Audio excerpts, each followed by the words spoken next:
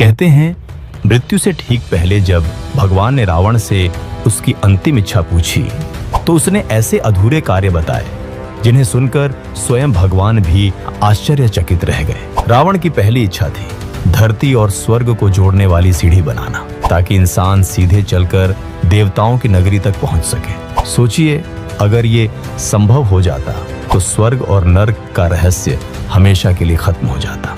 दूसरी इच्छा, वह चाहता था कि कोई भी बच्चा अपने पिता से पहले न मरे। रावण के अनुसार यह दुनिया का सबसे बड़ा अन्याय है। उसकी इच्छा थी मृत्यु को एक नए नियम से बांध देना। तीसरी इच्छा, उसने सोचा था मनुष्य मृत्यु के समय खुद अपने पाप पुण्य देख सके। इसके लिए वह एक अद्भुत यंत्र बनाना चाहता था जिससे यमराज के दूतों की जरूरत ही खत्म हो जाती और इंसान खुद जान पाता कि उसे स्वर्ग मिलेगा या नर्क।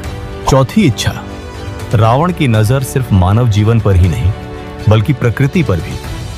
वह चाहता था कि समुद्र का पानी मीठा हो जाए ताकि प्यास से कोई न मरे।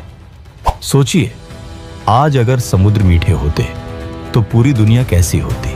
पांचवी इच्छा, उसकी एक और इच्छा थी चांद को उसके काले धब्बों से मुक्त करना। वह चाहता था कि चंद्रमा श्वेत और निर्मल हो जाए, एक ऐसा प्रकाश जो अंधकार को पूरी तरह मिटा दे।